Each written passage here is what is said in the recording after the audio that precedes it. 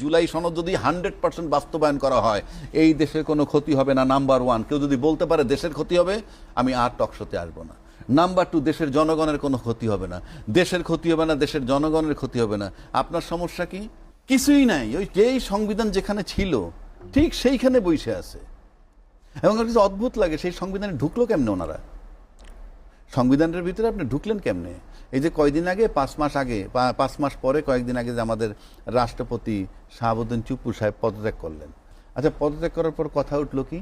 আমাদের আইনমন্ত্রী সেলিম ভাই নিশ্চয়ই মনে আছে, আইনমন্ত্রী একেবারে সংবিধানের বইটা হাতে নিয়ে বলতেছে 123-এর 2 অনুচ্ছেদ মোতাবেক এই রাষ্ট্রপতি পদত্যাগ করার পর 90 দিনের মধ্যে নির্বাচন হইতে হবে এবং সেটা সেপ্টেম্বরের 23-24 তারিখের মধ্যে। একেবারে সুন্দর করে সংবিধান বুঝাই গেছে দেশ জাতিকে। ওই অনুচ্ছেদের ভিতরেই লেখা আছে, ওই 123-এর মধ্যেই লেখা আছে যে সংসদ ভেঙে যাওয়ার পর 90 দিনের মধ্যে নির্বাচন।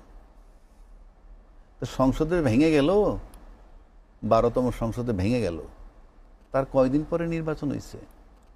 কোন সংবিধানে হয়েছে? সেটা নিয়ে একবার প্রশ্ন আছে। না থাকলে আপনি সেই সংবিধানে ঢুকলেন কিভাবে? আপনি যত গল্পই করেন, আপনি ঢুকতে পারেন না। আপনি এখনো সংবিধানে ঢোকেন নাই। এবং আমাদের নির্বাচন কমিশন নির্বাচনের তারিখটা ঘোষণা করেছিল, তখন বলেন নাই সংবিধানের 123 অনুচ্ছেদ মোতাবেক আমি নির্বাচন ঘোষণা, আমি চ্যালেঞ্জ করলাম, দেখান। তার মানে সংবিধানের বাইরে। আপনি সংবিধানের বাইরে বসে নির্বাচন করছেন, সামনে প্রশ্ন আসতেই পারে আপনি কিভাবে নির্বাচিত। এখন বলতে পারেন তুমি রাজ্জাকে জিজ্ঞেস করলে কিছু আসে যায় না। আসলে কিছু আসে যায় না। শেখ হাসিনা তাই ভাবতো, কিন্তু যখন একটা ঐক্যমত তৈরি হয়ে যায় তখন তো বুলেট টুলেট কিছু চলে নাই। শেখ হাসিনা কিন্তু বলতে পারে নাই আমি সংবিধান মোতাবেক প্রধানমন্ত্রী আসি বইলে থাকতে পারে নাই, চলে যেতে হইছে। তো টাইম ইজ কামিং। আপনাকে তো নিয়মের ব্যত্যয় ঘটানো যাবে না। আর সেই নিয়মের ব্যত্যয় ঘটাই আপনি পার্লামেন্টে বসবেন আর ওইখানে বসে বসে আইন পাশ করে দেশবাসীরা মানতে বলবেন, কি করে সম্ভব?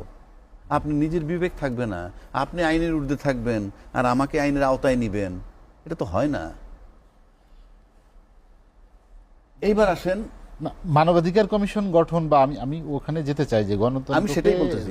আপনি গণতন্ত্রের রক্ষা কবচের ভিতরে একটু আগে তো আপনাকে বললাম বিচার নিয়োগের যে বিষয়। আবার আসেন মানবাধিকার কমিশন অধ্যাদেশ, এই যে বেসিক জায়গাগুলা আপনার কথায় কথায় বলে 133টা অধ্যাদেশ ছিল, 98টা পাস করছি। আরে ভাই, ভাইটাল জিনিস 5টা পাস করার নাই তো কি? What is the use of it? আপনি এটার ইউজটা কি? আপনি লোকের সংখ্যা বুঝে তো লাভ নাই। এই দেশের লোক এখন সেই জায়গাটায় নাই। কেন নাই সেটাও বলে দিচ্ছি। সেলিম ভাই আমার সামনে, ওনাদের দলের দায়িত্বশীল ব্যক্তি